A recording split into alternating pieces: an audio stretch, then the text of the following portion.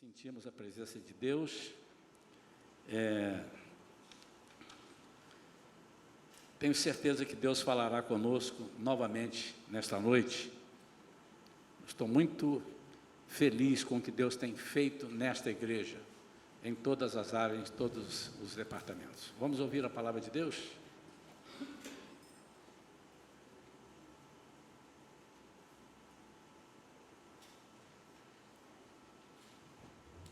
Os irmãos percebam a decoração que foi feita, nossas artistas da decoração, que decoraram para o Thanksgiving, também vieram e decoraram, vai estar assim até o Natal, ou um domingo depois talvez, e por isso nós estamos felizes com a igreja, felizes com os irmãos, e eu quero pedir aos irmãos que abram a Bíblia no segundo livro de Reis, no capítulo 2, vamos ler 4 versículos.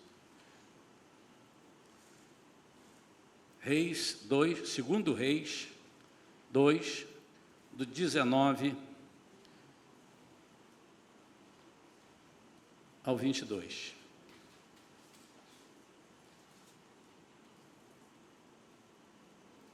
Os moradores da cidade fizeram uma reivindicação a Eliseu. A cidade tem um ambiente agradável, como bem pode ver o nosso Senhor, mas suas águas são péssimas e a terra é infértil. Ordenou-lhes Eliseu: trazei-me um prato novo e ponde nele sal. E eles lhe trouxeram. Ele foi à fonte das águas, lançou-lhe sal e declarou: assim diz Yahvé, eu purifiquei estas águas, e elas não causarão mais morte e esterilidade. Vamos repetir juntos, a partir do declarou, versículo 21, a partir do declarou, para eu ler depois o versículo 22. Assim diz Yahvé, eu purifiquei estas águas, e elas não causarão mais morte e esterilidade. Imediatamente, aquelas águas se tornaram puras, e assim permanecem até o dia de hoje, conforme a palavra que Eliseu havia proferido. Em nome de Jesus, a palavra que você acabou de dizer agora, de que não haverá mais morte e esterilidade na sua vida, e onde você profetizar, tornem-se verdade, a partir de agora e até Jesus voltar. Você recebe? Diga: eu recebo, em nome de Jesus. Vamos falar com Deus. Pai querido, em nome de Jesus, Senhor, nós estamos na Tua presença com temor e tremor. Senhor, dá-nos uma palavra rema nesta noite, direta do Teu coração para o nosso coração. Não queremos apenas algo formal, mas queremos que o Senhor balance as nossas estruturas, que nós saímos daqui cheios de fé, autoridade, para curar, Senhor, águas impuras, para curar águas amargas e para tornar terrenos férteis aqueles que têm sido inférteis. Nós oramos, declarando que cremos no Teu poder, estamos sob a Tua palavra, e na Tua palavra há poder, em nome de Jesus. Amém? Amém. Os moradores da cidade, que cidade? Se você ler antes, está dizendo que é a cidade de Jericó. Os moradores procuram Eliseu e fazem uma reivindicação. E primeiro eles dizem que estão felizes de uma certa forma com a cidade.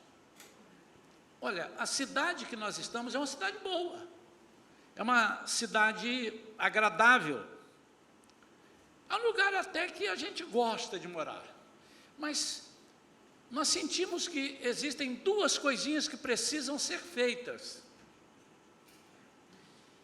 São coisas que estão incomodando a gente.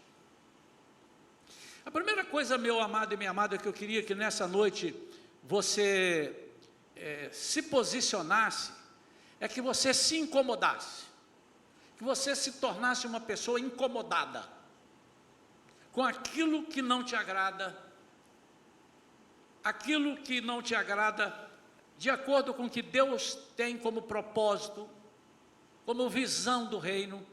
Então, aquilo que está fora daquilo que Deus quer para nós, não está te agradando, você tem que se revoltar. Você não pode ficar tranquilo, não deve ficar tranquilo, assumindo que, poxa, mas nós temos 10 coisas boas e apenas 2 ruins.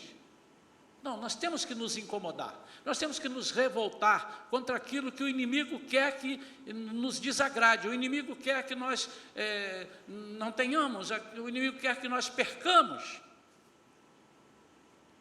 Por que eu estou dizendo isso? Porque é próprio do ser humano fazer mais ou menos essa comparação. Olha, nem tudo pode ser bom. Tem um ditado que diz que quem tudo quer, nada tem. Eu quero tudo e tem tudo. Eu não sei você. Tudo que eu quero é ter o Senhor como meu Salvador e ter a certeza da vida eterna. Isso para mim é tudo. E o resto? Não, o resto é resto. O apóstolo Paulo disse assim: eu que achava que tinha tudo, agora eu vi que eu tinha era esterco. O que eu tenho agora é tudo. O que eu tenho agora é valoroso. A palavra que eu dei ainda há pouco é que nós nos incomodemos para sermos intensos nas coisas de Deus. Não basta gostar das coisas de Deus, nós temos que gostar intensamente. E como dissemos hoje na mensagem da manhã, quando Deus nos oferece, quando Deus nos dá, quando Deus nos concede coisas, nós precisamos entender que aquilo passa a ser usado por nós, mas pertence a Ele. Aquilo é coisa santa, qualquer coisa, a família é santa, o emprego é santo, absolutamente tudo é santo que Deus coloca na nossa vida. Mas nós temos que valorizar aquilo, e se algo está fora do que Deus propõe para nós temos que nos revoltar, não com Deus, mas com o inimigo, porque Deus coloca para nós, Ele tem um propósito para nós, e o inimigo fica de olho. Tudo aquilo que Deus coloca para nós, o inimigo diz assim: eu vou amassar o cano deles, eu vou jogar terra, eu vou jogar areia, eu vou fazer alguma coisa para ele se desagradar. E pasmem os irmãos, nós nos acostumamos muitas vezes de perdermos alguma coisa, porque fazemos conta, já temos tanto, eu não posso reclamar, Deus já me deu tanta coisa, o que é que custa isso daí? A água amarga, a água poluída, tipifica algo que não produz vida interior. Eles tinham águas péssimas.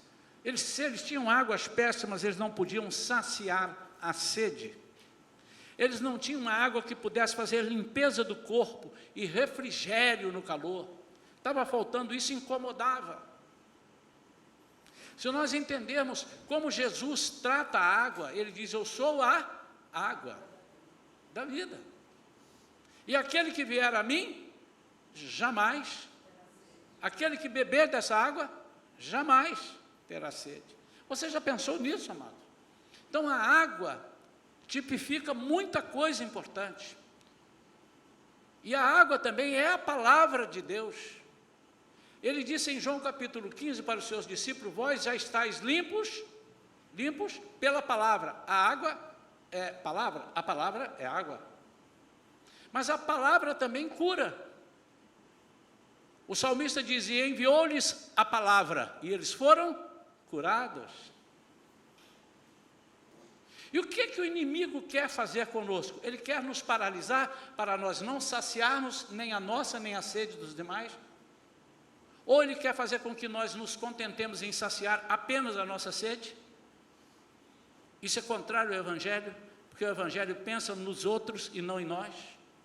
E se eu penso no outro, é porque o outro está pensando em mim. Jesus disse: eu não vim para ser servido, eu vim para servir. E se eu não tenho essa água, se eu não tenho essa cura, está faltando alguma coisa em mim e em pessoas ao nosso redor. O que o diabo quer é que nós sejamos egoístas. Mas o Evangelho nos faz sermos altruístas. Pensar, expandir. O que é que nós pregamos domingo passado? Alargar as nossas estacas. Expandir as nossas propriedades. Expandir os lugares por onde vamos passar e onde vamos estar, onde vamos estender as nossas tendas. A água amarga, poluída, tipifica algo que não produz vida interior, não purifica o coração e não traz refrigério para a alma. É uma palavra sem vida, é uma palavra sem revelação, é uma palavra sem o Espírito Santo. De que vale uma palavra sem vida, sem revelação e sem o Espírito Santo? É uma palavra humana. E às vezes ela serve como um comprimido, mas ela não cura, ela tira a dor, mas depois a dor volta. A palavra humana muitas vezes, né? Você diz, não fica assim não, vem cá meu amigo, olha só, deixa eu te dizer umas coisas bonitas. Aí eu vou recitar uma poesia para você. O sol brilha. A nuvem é branca num céu azul. Deixa eu melhorar. Uma musiquinha aqui. O sol brilha. A nuvem é branquinha num céu azul. O mar está soprando, aí você começa a dormir. Uma palavra legal. Mas daqui a pouco você está do mesmo jeito ou pior. Porque essa palavra é uma palavra humana. O que nós precisamos ter é a palavra que Jesus nos dá para nós entregarmos. E se essa palavra, ela é uma água que está péssima, ela está amarga, vai sair algo amargo. E muitas vezes até nem sai amargo, mas também não sai nada. O que é uma terra infértil? É uma terra estéril. O que significa? Que planta e não dá, ou não dá porque não planta. E ela depende da água. Tente plantar alguma coisa e não aguar aquilo que você plantou. Não vai prosperar, não vai nascer, a semente vai morrer e vai ficar morta, ela não vai germinar. Aqui fala de frutos, aqui fala de posteridade. Eles estavam preocupados, dizendo assim, essa geração daqui a pouco vai morrer, e nós não temos frutos. Quem sabe essa cidade aqui, ela vai acabar. Pela primeira vez ou segunda que eu fui, logo no início do meu ministério itinerante, eu fui fazer uma missão, fui a Portugal, fiquei lá uns 30 dias, visitando várias igrejas. E um pastor que me levou, ele falou assim, hoje nós vamos levar você na casa do nosso irmão. Esse irmão morava com ele nos Estados Unidos, esse pastor veio dos Estados Unidos, encontrou comigo em Portugal e fizemos lá uma agenda. E ele me levou, acho que eu já falei isso aqui, numa cidade chamada Folgozinho. O certo é Fôlegozinho. Aí fala, fogo, ficou Folgozinho. É porque ela era tão alta, mas tão alta que a impressão que você estava chegando no céu. Então chegava um determinado momento, as pessoas paravam, aqueles tropeiros e tal, que levavam coisa para lá, eles pararam para tomar um fôlego. E ele ficou chamado Folgozinho. Mas enfim, chegamos lá e eu entrei e falei assim, mas essa cidade não tem ninguém não, está todo mundo aí. Mas aonde? Não, tem alguns na roça. E os outros? Não, aqui foi todo mundo embora para estudar. E eu comecei a ver pessoas muito velhotas, viúvas, aquelas vestidas de preto, e sentadas assim, acho que esperando o mundo acabar, e olhando. E um ou outro estava na lavoura trabalhando, mas a maioria, e disse assim, mas por que essa cidade não fechou? Essa cidade não fechou porque os jovens vão estudar e eles gostam de lembrar o seu passado. Então eles voltam nas férias, vêm aqui e ficam aqui nas férias. Essa cidade só serve para isso. É uma cidade que não tinha produção. É uma cidade que não tinha frutos. E eu fiquei imaginando, daqui a pouco, qual é a tendência dessa cidade? Aqueles que estão mais velhos vão morrer, os novos não estão ali, estão lá, e eles vão voltar, eles vão fechar, trancar a porta da cidade, depois vão voltar para passar ali uns dias. Essa é a terra infértil, essa é a vida infértil, é a vida quando nós estamos vegetando e não estamos produzindo. Feita essa introdução, eu queria compartilhar com os irmãos e confabular com os irmãos. Nós víssemos juntos, eu não vou dar a oportunidade dos irmãos a partilharem, mas que os irmãos possam meditar nisso e anotem se quiserem, e depois acrescentem a essa mensagem alguma coisa. Como é que isso acontece na nossa vida? Como é que eu posso ter, eu quero trazer para o lado espiritual agora, como é que eu posso ter uma água péssima na minha vida, e como é que eu posso ter uma terra infértil na minha vida? Como é que isso acontece? Você já parou para pensar nisso? Estamos vivendo isso. Neste século estamos vivendo isso. Em todas as partes do mundo. Porque quando Jesus voltar, ele voltará não para o Rio de Janeiro. Ele não voltará para São Paulo, ele não voltará para o Brasil, ele não voltará para os Estados Unidos, ele voltará para toda a terra. Todo o povo o verá na volta dele. Ele vai buscar e todos saberão que ele chegou, nem todos o verão, mas todos os seus o verão em toda a parte da terra. Isso é bom explicar, irmãos, porque a impressão que passa é que quando Jesus vier e buscar a sua igreja, as pessoas vão ver as pessoas subindo, Jesus, me leva, aí daria tempo de você ser perdoado. Não, vai ser assim, ó, olha para mim, preste bem atenção, olha dentro dos meus olhos, a Bíblia diz que será num piscar de olho, 1, 2 e já foi.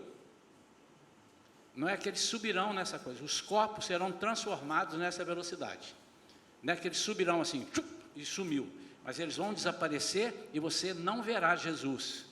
Só, você não, você verá, eu verei. Aqueles que não são Jesus não o verão. Quando é que nós o veremos? Está claro em Tessalonicenses, está claro em Apocalipse, nós o veremos quando ele voltar, e essa volta dele, essa será chamada volta. A primeira não é volta, é arrebatamento. Ele não pisa na terra, na primeira, ele fica nos ares, embora haja uma corrente pequena que diz que ele virá, pisará aqui, ficará aqui, depois, não, apaga tudo. A Bíblia é claríssima, não precisa nem de interpretação. Nós encontraremos com ele nos ares. Continuará uma comunidade aqui, que é a comunidade que não o tem. Essa não o viu, nós o veremos. Mas quando ele voltar, depois dos 7 anos de tribulação, que ele voltar com sua igreja e com aqueles que morreram com ele, morreram nele, ele pisará e estabelecerá o milênio. Aí todos o verão descendo. Absolutamente todos. Haverá a guerra, onde ele vencerá todas as nações e ele estabelecerá o reino milenário. Como é que isso acontece? Estamos vivendo isso, como eu disse. É quando aceitamos a Cristo, mas nos tornamos apenas religiosos. Quando não temos intensidade. Existem casamentos intensos. E existem casamentos pro forma. E por que eu estou dizendo de casamento? Porque é um casamento, expliquei hoje de manhã, de Cristo com a igreja. Nós somos noivo, pastor, mas segundo a tradição dos judeus, quando ele ficava noivo, já era um compromisso, e ele já chamava ela de esposa. Tanto que, como eu preguei de manhã, Deus fala com José, Maria já era preparada e entregue para ser esposa dele, mas não tinham coabitado ainda. E qualquer coisa que acontecesse com ela, ela era digna de ser exposta publicamente à vergonha e seria apedrejada. Por isso que José intentou largá-la em silêncio, não contar nada para ninguém, até que Jesus falou para ele, que Deus falou para ele que Jesus era algo gerado por ele, Deus, e que ele seria o pai do filho dele. Ele não disse nessas palavras, eu expliquei para a igreja. Então, quando não há um casamento intenso, é um casamento pro forma, é religioso. Há muitos anos atrás, pode ser que hoje ainda haja pessoas assim, mas hoje é mais fácil, as pessoas se separam mais facilmente. Mas há muitos anos atrás, conheceu-se famílias que estavam casados há 30, 40 anos e ninguém era feliz ali, nem o marido com a mulher, nem a mulher com o marido. E viviam tão mal, mas viveram. Por quê? porque não podiam separar, não era bom separar, era feio separar, e até hoje é feio separar, mas aquela época era uma época mais rígida, a sociedade via de forma, e ninguém falava nada, e eles continuaram, eles não tentavam acertar o casamento. Jesus, nesse casamento conosco, diz que nesse noivado nós teremos tribulações, ou não. Ele disse, no mundo tereis aflições, mas tem de bom ânimo, eu venci o mundo, vai haver o casamento. Quando nos tornamos religiosos, a religião nos faz achar que estamos em um ambiente agradável. É ou não é verdade? Ah, eu agora estou protegido, eu sou da igreja. De vez em quando você encontra alguém ou outro, sou crente, sou. Ah, legal. E eu, por curiosidade, gosto de saber, qual é a sua igreja? Minha igreja é... Como é que chama mesmo? Não tem problema não, às vezes o nome difícil, né? Em inglês ou em hebraico. O nome do seu pastor? Meu pastor... E agora você me pegou. Irmão, se vocês fizerem isso de mim, eu vou ficar muito triste, hein? Qual é o nome da igreja? A igreja eu não sei. Aspon, Lagon, Tralon, um negócio que termina em on. E o nome do pastor? Pastor, não sei se é Ezequias, Abadias, Obadias, Sofonias, é um negócio de Ias. Irmão, não está havendo um casamento, não está havendo algo, você não está em harmonia com aquilo que Deus está colocando para nós aqui. Não estou dizendo que eu sou uma pessoa importante, mas é impossível a ovelha não conhecer o pastor, não saber qual é a sua igreja. São religiosos, irmãos. Durante muito tempo, foi feita uma pesquisa recentemente, de vez em quando fazem, a pessoa diz, eu sou católico, porque ele não é nada. Não estou dizendo que o católico não é nada, deixa eu explicar, irmãos. Tem pessoas que não são nada, não é crente, não é espírita, não é macumbeiro, não é isso, não é aquilo, muito antes, pelo contrário, então ele diz que ele é católico. Por quê? Tornou-se uma religião, ou uma doutrina universal, quem não é nada é católico. Você pode ver, não sou nada, o que você é? Eu sou católico. Então você é alguma coisa.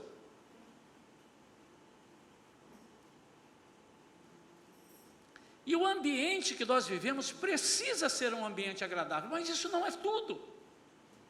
Quando eu dou muito valor que o ambiente seja apenas agradável, isso é uma religiosidade, porque nós fomos feitos para estar em lugar de tribulação, não todo o tempo, que ninguém aguenta, mas Jesus disse, vocês vão ter tribulação. As pessoas novas que chegam aqui para a igreja, de vez em quando estão conversando comigo e tal, pastor, nós estamos, olha, é muito legal você procurar uma igreja, e de preferência procure com um pastor assim como eu, bonito, simpático. A igreja não vai dizer amém, irmãos? Pô, dá um esforço tremendo para pentear o cabelo, esse pouco que resta, fala aí comigo, amém, pastor, o senhor é lindão do meu coração, ainda que não seja sincero, pode falar. Mas eu digo assim, você já parou para pensar que Deus pode estar te trazendo aqui para você mudar o macacão, botar o macacão, pegar o alicate, pegar o martelo, pegar o serrote para podar, porque como eu preguei há tempos, nós precisamos saber podar para que a árvore não morra. Deus está te trazendo aqui para olhar tudo que está de errado para nos ajudar a consertar. É de fato necessário que tenhamos um ambiente agradável. Ele precisa ser agradável, mas isso não é tudo, isso não é cristianismo. Até porque, como é essa igreja, como é a visão da igreja, e eu gosto de repetir isso para que os irmãos aprendam isso e guardem no coração. Quando estiver chegando alguém aqui que você conheça, já vieram alguns falarem para mim durante esses anos, nós estamos aqui, pastor, cuidado, conheça aquele fulano, aquilo ali é treva pura, está vindo para o lugar certo, porque essa igreja aqui foi aberta com essa visão, de nós tratarmos as pessoas que ninguém tem vontade de tratar, que nós cuidemos, que nós façamos gabinetes com eles, orando com eles, 1, 2, 3, 4 vezes, 5 vezes, 10 vezes, 1 mês, 2 meses, para que eles possam se encontrar.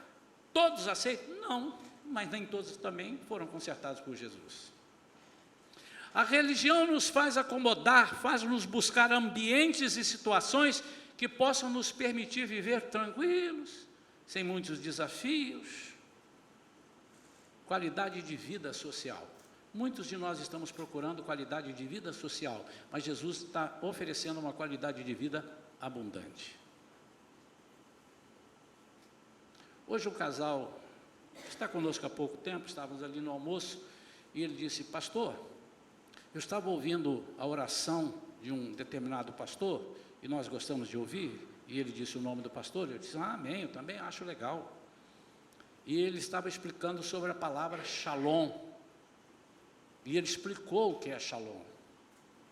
É aquilo que o senhor falou. Eu falei: eu sei. Eu sei. E é muito interessante. Eu falei assim: e é interessante nós sabermos isso, que shalom é muito mais que paz, porque paz, você fala assim, ó, paz para você, tá? Paz de quem, amigo? Do mundo eu não quero. Jesus disse: a minha paz eu vos deixo, a minha paz eu vos dou, não vou lá dou como o mundo a dá. Agora, se você fala a paz do Senhor Jesus, você está dizendo shalom. Shalom, às vezes a gente chega aqui e fala: irmãos, shalom. Alguém um dia me disse: pastor, o senhor manda um negócio assim, fulano de tal, boa tarde, shalom. Eu sei que é da shalom, eu conheço o senhor. Não, meu irmão, estou falando de igreja shalom, estou falando shalom. Estou falando paz, estou falando prosperidade. Tudo isso envolve shalom. Alegria, estabilidade, dignidade, tudo isso está dentro de shalom. A qualidade de vida que nós queremos não deve ser essa que nós estamos buscando, mas deve ser aquela que Jesus nos dá. A religião, preste atenção nisso, irmãos, inverte o processo da salvação.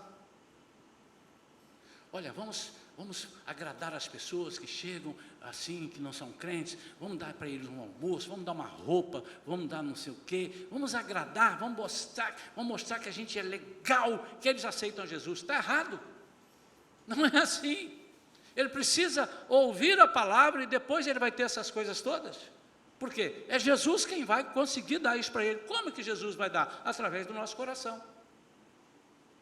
Porque se você dá apenas por dar, você está dando o que é teu, e você não tem nada para dar, como pregamos hoje de manhã. E se você tem o que Jesus te dá, agora você tem tudo para dar, que não é teu, mas é de Jesus, e faz uma diferença muito grande. O cristianismo consiste em deixar Jesus reinar em nós, para que tudo se torne agradável e mais fácil. A salvação não se compra, a prosperidade real vem de Deus, vem de um coração quebrantado e intenso em agradá-lo. O que é um agradar intensamente? Vir à igreja, fazer a obra de Deus, pregar a alguém, é agradar a Deus. Intensamente, é ter prazer em fazer essas coisas, é sentir necessidade de fazer essas coisas. A religião nos amedronta. A religião nos amedronta e nós passamos a fazer as coisas por medo, mas não por amor. A obediência precisa ser por amor. A generosidade é fruto do amor. É fruto de algo que você está vivendo com o Espírito Santo. Por isso, quando nós somos completamente transformados, toda a nossa vida é transformada. Você não precisa falar muito, as pessoas vão perceber e vão te dar sem você necessitar. Quando eu te dou por necessidade, é carência. Quando eu te dou sem você necessitar, é generosidade.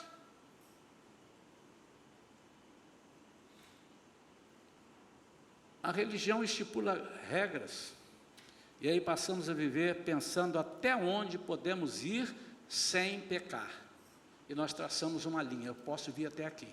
Veja você, de vez em quando não vê nas redes sociais, ou alguém perguntando ou discutindo, quanto tempo se perde com perguntas? Pastor, é pecado eu fazer tatuagem? Porque se não for, eu vou fazer. Você já está com vontade de fazer, irmão? Isso não importa se é ou não é, você já está com vontade, você está discutindo uma coisa. Pastor, é pecado eu um baile? Pastor, é pecado eu casar 2 vezes? Porque na Bíblia diz isso. Pastor, então significa que você traçou uma linha e disse assim, Deus, eu posso chegar até essa linha? Mas nós não devemos pensar em chegar até essa linha. Nós temos que viver longe de tudo aquilo que desagrada a Deus. Mas a religião coloca isso, ó, cuidado. Isso aí não pode. A religião coloca pessoas que te julgam. E olha para ali, olha para aqui, não sabe o que está acontecendo com a sua vida, mas está te julgando. Mas aqui entra uma figura. Entra algo aqui que muita gente usa sem saber usar: o sal.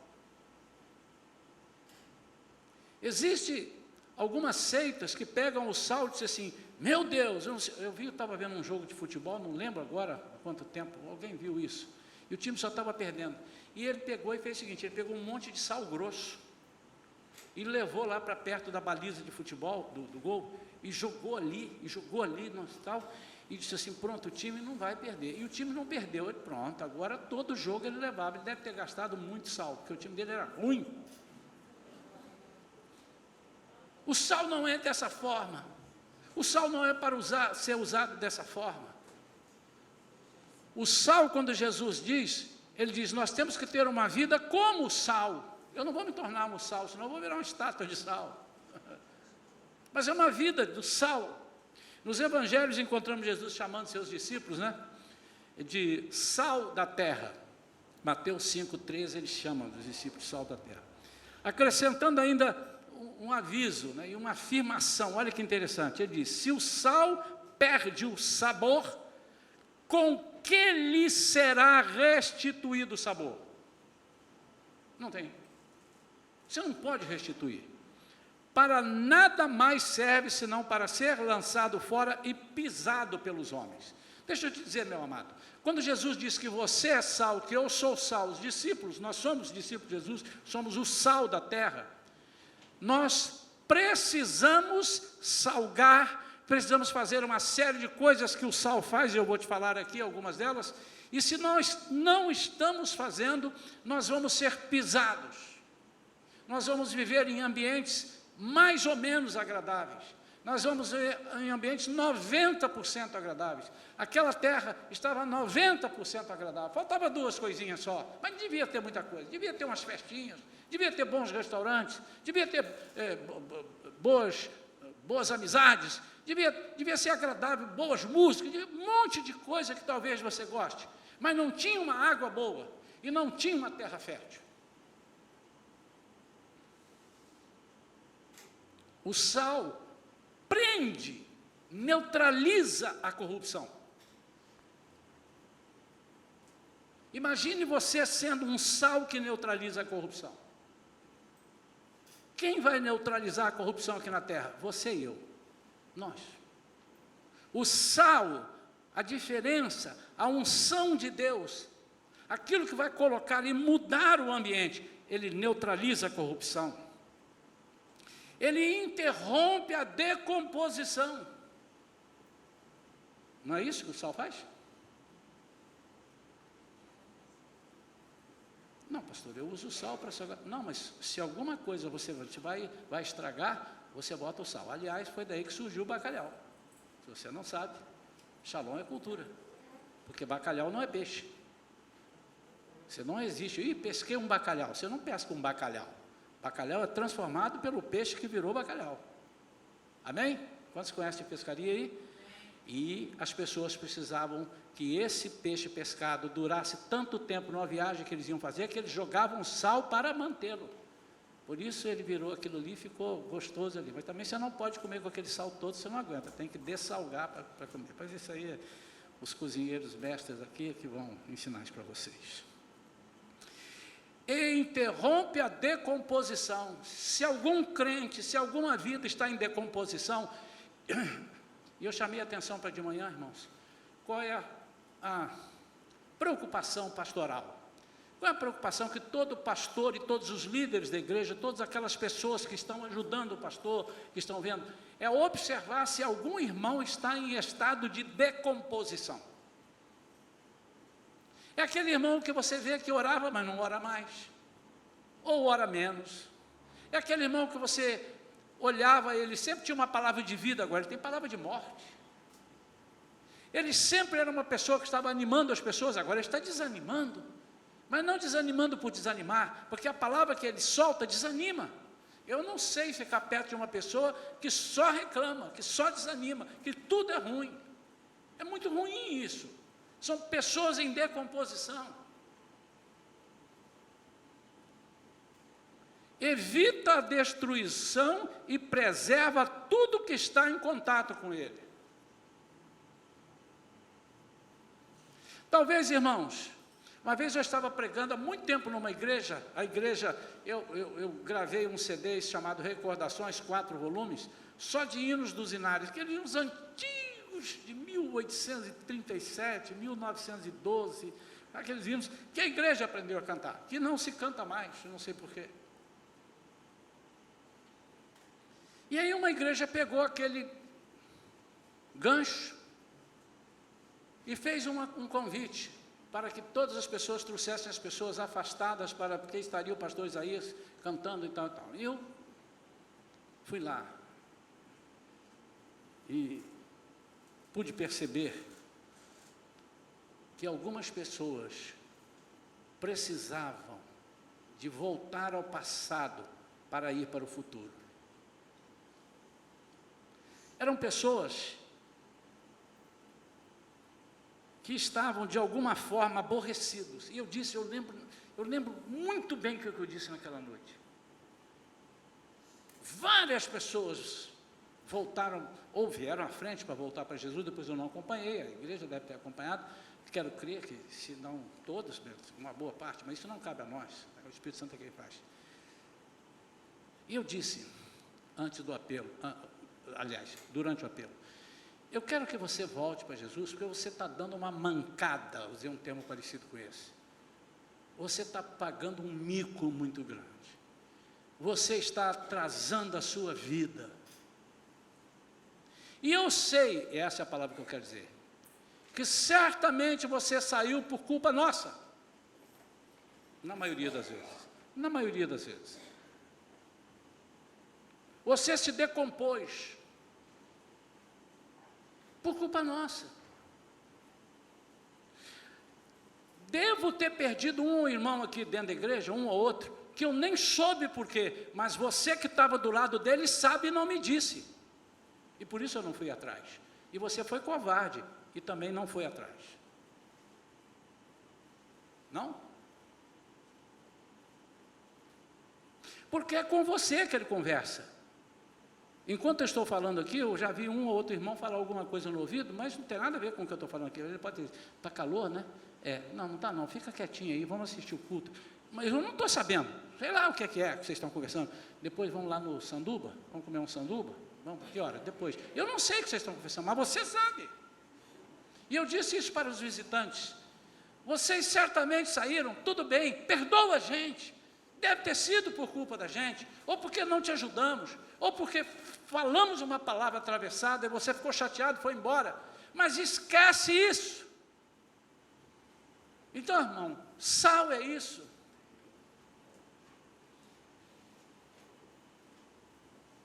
O pastor não é o pastor Salgado, embora eu conheça lá em Portugal, né, o pastor Salgadinho, pastor Salgado, o nome dele já era o pastor Salgado.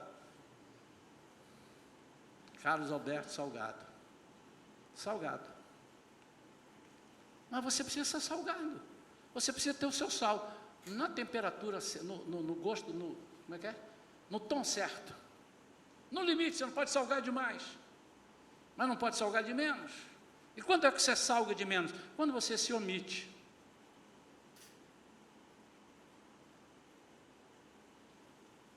Vidas destruídas, vidas infrutíferas, elas perdem o sentido de viver, elas se desanimam. Eu não sei se eu pudesse voltar, a Bíblia não me disse, mas me permitam ler esse versículo do meu jeito, por gentileza, 2 Reis 2,19, de novo na tela. Vamos lá. Eu leria assim: Senhor Eliseu, nós estamos aqui vindo falar com o senhor. Eu estou lendo a partir da aspa. A cidade aqui tem um ambiente agradável, como bem o senhor pode ver, mas as águas daqui são péssimas, a terra é infértil, E muitas pessoas aqui foram embora daqui. Outras morreram. Ainda tem muita gente. Mas eu estou preocupado com as pessoas que foram embora daqui. Eles podiam produzir mais aqui. Olha só, eu até estou bebendo essa água, não está me fazendo muito mal, mas eu estou gastando uma grana de remédio.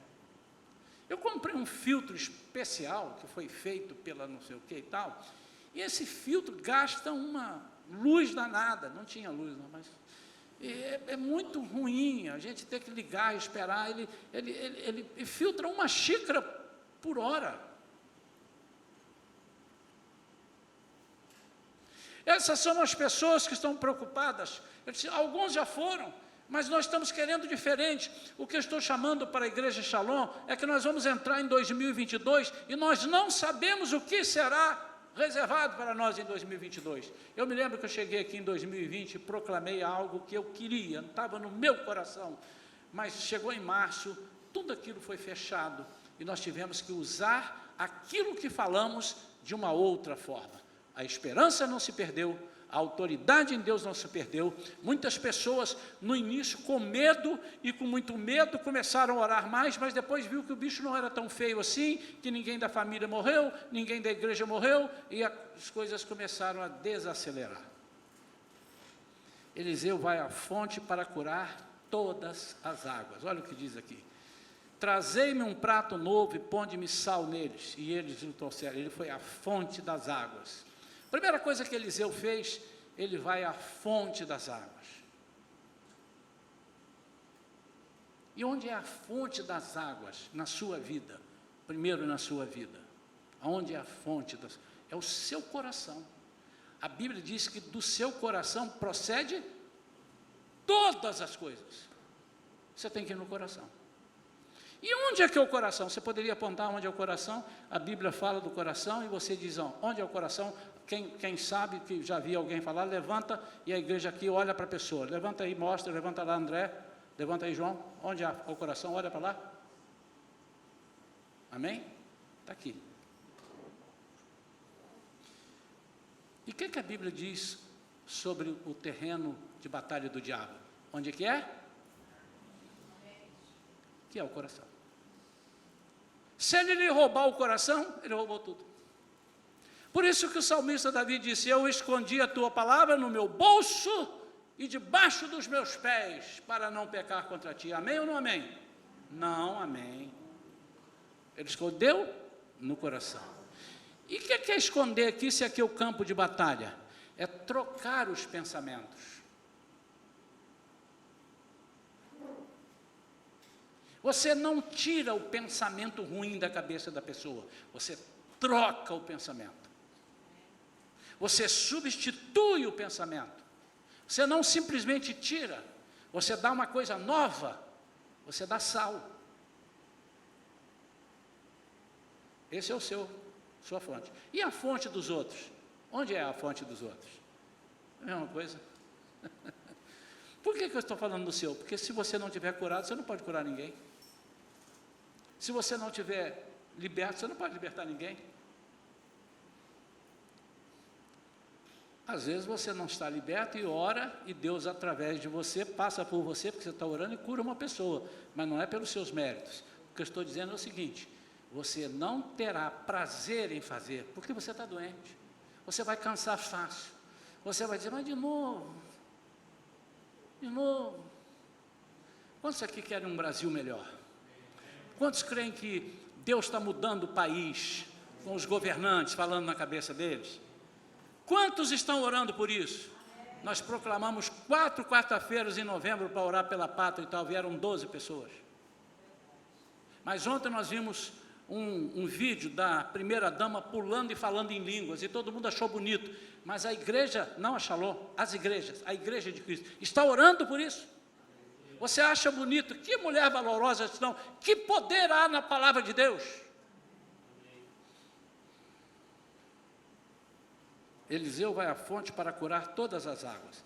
A fonte é o início, é de onde procede. A Bíblia diz isso. Das coisas que você deve guardar, guarde o seu coração, porque dele procedem todas as coisas. as águas foram curadas. E aqui diz, estão até hoje. Por que ele não podia descrever? As águas foram curadas, tchau, bênção, um abraço. Mas por que ele acrescenta? E até hoje, por causa da palavra de Deus. A palavra de Deus é permanente. E ele diz assim, assim diz Eliseu. Não. Assim diz o Isaías. Não. Assim diz o Senhor. Assim diz Yahvé. Eu purifiquei estas águas e elas não causarão mais morte e esterilidade. Você já viu o poder que há na palavra, quando você solta a palavra no nome de Jesus? Precisamos ser como Eliseu. Vidas estão vegetando e não estão experimentando o poder das águas e da terra fértil. Está na hora de nos revoltarmos com uma vida infrutífera. Irmãos, se nós não fizermos, as pedras vão fazer. Mas se nós fizermos, muito mais rápido iremos fazer. Imagine agora, irmãos, e você vai entender, que Deus manda entrar aqui hoje 30 visitantes, todos eles precisando de libertação. Eu dou conta de alguns, você dá conta de alguns, mas vamos imaginar que temos a igreja cheia. Nós teremos no mínimo 3, 4 pessoas para cada um. Um para orar, o outro para chegar do lado, o outro para segurar se ele for cair, o outro para aconselhar, o outro para dar uma água, o outro.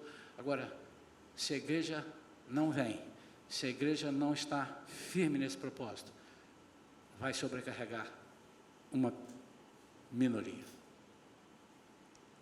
Precisamos curar vidas para serem férteis, para experimentarem o sabor de viver abundantemente em Cristo. Não se conforme com a vida que você está levando, se você tem uma água amarga e uma terra infrutífera. Não se conforme com amigos seus, pessoas que você conhece, que você está vendo e diz assim, o problema é dele, a vida é dele, ele faz dela o que quiser. Ela foi entregue a você, meu amado, você está do lado aí. Olha para mim. Jovens, faz assim com a mão, jovens. Aliás, eu gosto disso, eu gosto dos jovens sentados perto. Mas eu não gosto de um jovem aqui, o outro lá longe, o outro aqui, o outro lá longe, eu acho isso legal, mas tudo bem. Olhe para um deles, jovem mesmo, e diz, você sabe o que será da sua vida quando você tiver 40 anos de idade? Pergunta a ele, pergunta se ele sabe.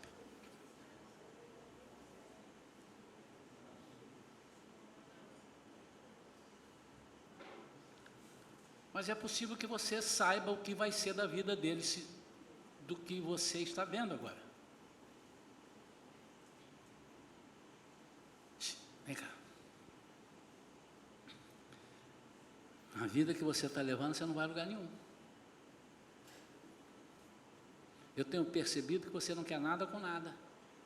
Você não ora, não vejo você falando o nome de Jesus, você brinca com as coisas de Deus, você não vai a lugar nenhum. Quando você estiver enfrentando uma dificuldade ou um desafio com 30 e poucos anos de idade, você terá perdido a frequência, a sintonia fina com Deus. Você sabe onde seu jovem, seu amigo pode chegar.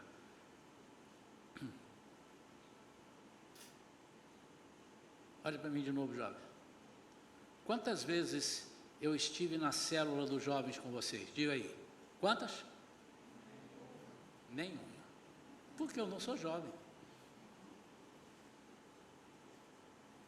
Mas não fui de propósito, porque eu não tenho o que fazer lá. É célula de jovem, o que é que eu vou fazer lá? Então, meu amado, o pastor Isaías estava lá? Não estava? Ah, não estava, mas deveria estar. Como? Através de vocês. Vocês têm autoridade pastoral, porque vocês são ovelhas, e ovelha discipula ovelha. Você que vai dizer assim, Você vai sair daqui, eu vi você falando no telefone agora, para sua mãe, que ainda não acabou, e você já está saindo e marcou com um amigo para pegar um carro. Não estou dizendo que isso acontece, não. Se você vir isso, você tem que repreender, se você está errado. Mas não vai adiantar, ele vai fazer, mas você lançou o sal. Amém? Cadê as mulheres do Confé? Faz assim com a mão. Quantas vezes o pastor esse ano veio aqui com vocês e ficou aqui? Nenhum. Pô, mas que pastor também, né? Não vai em lugar nenhum. Mas vocês sabem de coisas que eu não sei. E às vezes vocês não falam nada, ou então trazem para mim. Não, são vocês que têm autoridade para curar. Você é que é o sal, que está ali do lado. Há coisas que irmãs contaram para você que nunca vão ter coragem de contar para mim. E você? Vou falar com o pastor. Não faça isso, irmão. Você está sendo dotado de autoridade espiritual para quebrar as cadeias. E assim vai. Em nome de Jesus. Só o Espírito Santo pode fornecer experiências vivas e frutíferas.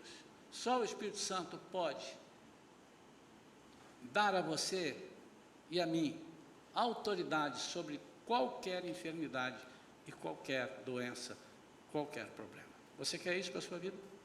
Diga: eu quero. Então fique de pé, eu quero orar pela sua vida e nos prepararmos para a ceia do Senhor.